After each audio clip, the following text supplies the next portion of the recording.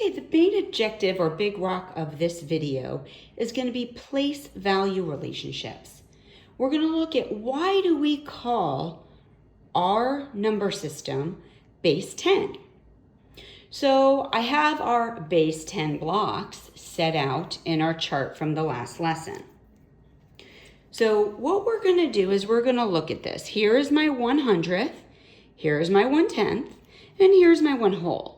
We discovered this all in the last lesson. So what we're going to do is we are going to start with our 100th. And how does our 100th relate to our 10th? So if we look at our 100th and our 10th and we say, well, how many times do I need to put 100th in order to get the 1/10? So let's see. I have 1 time, 2 times,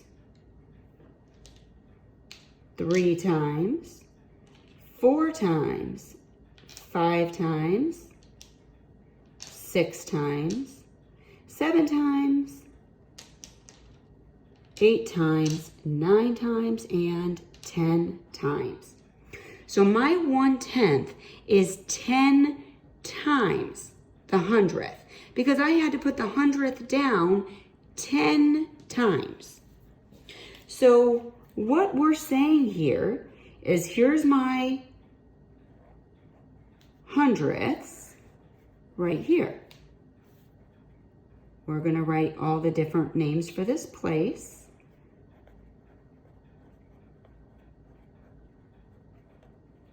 And what I said is I had to put it down to get to this place over here to make 1/10. And again, we're going to write all the names for the 10th place. In order to get 1/10, I had to put 100th down 10 times. So now what we're going to say is, okay, so how many times do I have to put the 10th down to make my whole? So there's 1, there's 2, 3, 4, 5, 6, 7, 8, 9, and 10. You guessed it. I had to put the 10th down 10 times to get to the whole. So my relationship to go from 1/10 to 1 whole, which is our ones place, it was times 10. So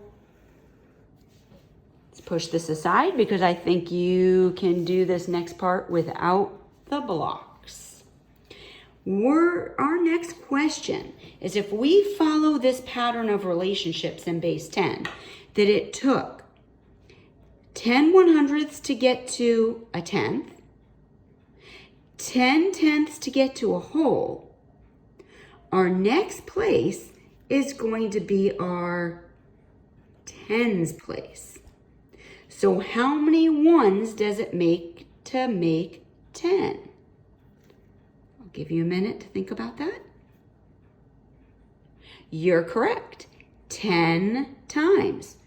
So 10 is 1 times 10 gets you to 10. So let's try it again. Hopefully this is getting easier. Hopefully you're seeing this relationship that we're building. So from the tens place, we have ones, tens. Then what we do is we get to hundreds. And notice the difference in that spelling right there. So now we're going to get to hundreds. That looks like this. So what is our relationship between the tens place and the hundreds place? How many tens does it take me to get to 100? Think about it. I bet you guessed correctly. It is 10 times. So each time we go to a larger place, the place next door, in our place value chart, it's 10 times greater than the one before. So what I'm telling you is 100 is 10 times greater than 10. And 10 is 10 times greater than 1. 1 is 10 times greater than 1/10. And 1/10 is 10 times greater than 100th. So when our numbers go to the largest place, we are increasing at a multiple of 10. So let's take a look at it in the other direction. When we go the other direction in math, we're going to get smaller on our place value chart. We know 10 is less than 100. That means 1 is less than 10. 1/10 is less than 1. And 100th is less than or smaller than 1/10. Now, we saw this. So just as a quick reminder, since we've said a lot, that is 1/10. That is 100th. This was 1 whole. So we can see as we go this direction on our place value charts, as we move to the right, we're getting smaller. Our number is getting smaller. That's the part that we have gets smaller. When we go this direction, it gets larger. So if we move to the left, it gets larger. How much larger? 10 times larger. So now when we look at this, we look at the relationship of getting smaller. We know this right here is only 1 out of 10.